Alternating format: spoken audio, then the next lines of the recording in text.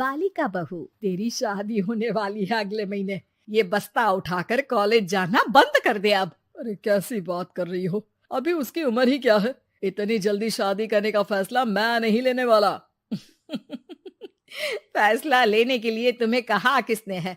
अरे मैंने कह दी शादी है तो है अगले महीने। बेचारी अमिता करती भी तो क्या, छोटी सी उम्र में बन जाती है अपने से 2 गुने उम्र के आदमी की बीवी। शादी के बाद देर रात पति घर आता है। खाना लगाओ, भूख लग रही है। अमिता खाना लगाती है। ये क्या बनाया है? वो सारा खाना फेंक देता है। कर्म ही खराब थे जो इतनी कम उम्र के लड़के से शादी करा दी। तभी वहाँ अमिता की सास आ जाती है। अरे हमें क्या पता था कि ये इतनी कामकाज में ढीली है, इसकी माँ ने तो कहा था रॉकेट की स्पीड से काम करती है।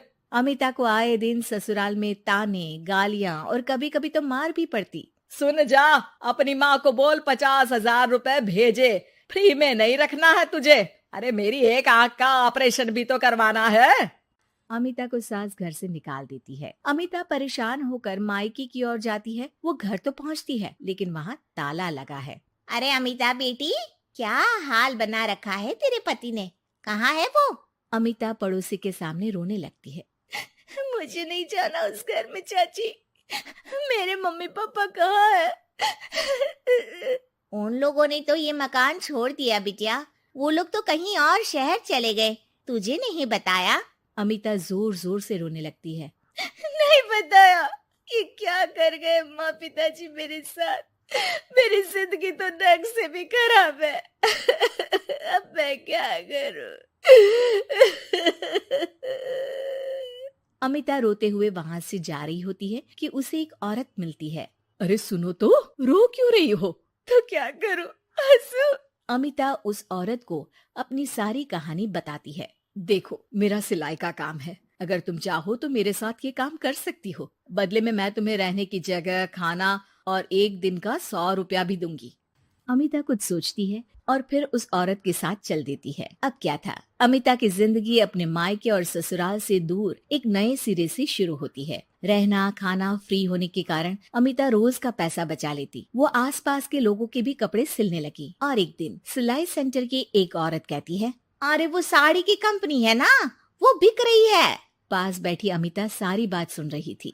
हाँ हाँ, बिक तो रही है, लेकिन उस बंद पड़ी मनहूस कंपनी को खरीदेगा कौन? तभी तो इतनी सस्ती बिक रही है, लेकिन कोई खरीदार नहीं है। फिर भी कितने की बिक रही है? अरे पूरे 5 लाख में मशीनों के साथ, लेकिन यहाँ कोई लेबर काम नहीं करेगा। पुराने मालिक ने किसी को पैसे ही नहीं दिए। उन लोगों ने कहा है कि जो नया मालिक आएगा वो लोगों को पैसा देगा।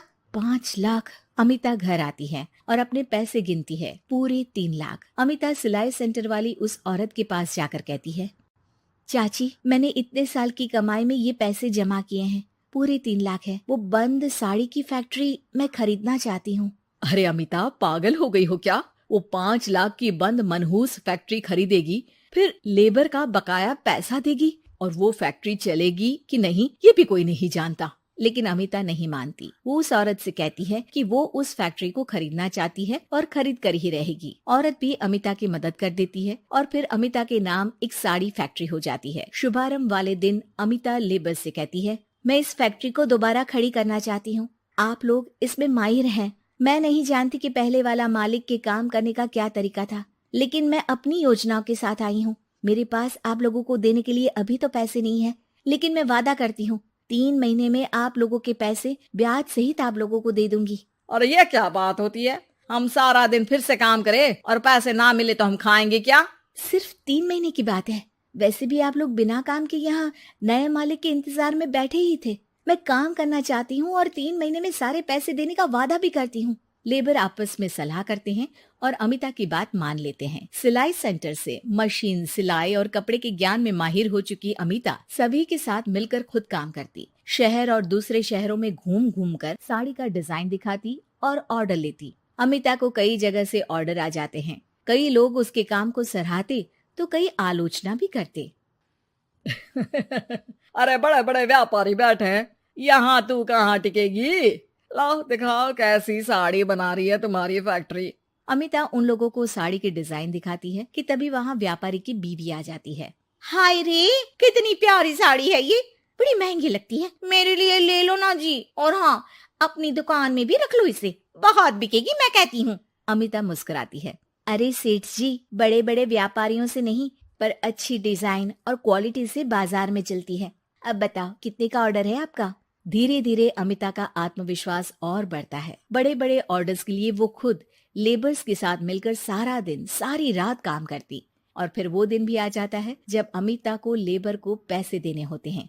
मैं आप लोगों से 3 महीने बाद आज के दिन ये बात करना चाहती हूँ कि मैंने जितने पैसे देने की आपसे बात की थी उतने मैं नहीं दे सकती। हम लोग जानते थे कि, पर आपकी कंपनी तो फायदे में है, फिर हमारे पैसे क्यों नहीं देंगी? मतलब आप लोगों के बकाया पैसे, ये 3 महीने के पैसे और ब्याज के साथ मैं आप लोगों को 10% का मुनाफा भी दूंगी। सभी खुश हो जाते हैं। मेरा कोई परिवार नहीं है, लेकिन दिन रात आप लोगों के साथ काम करके मुझे आप लोगों में ही अपना परिवार दिखता है।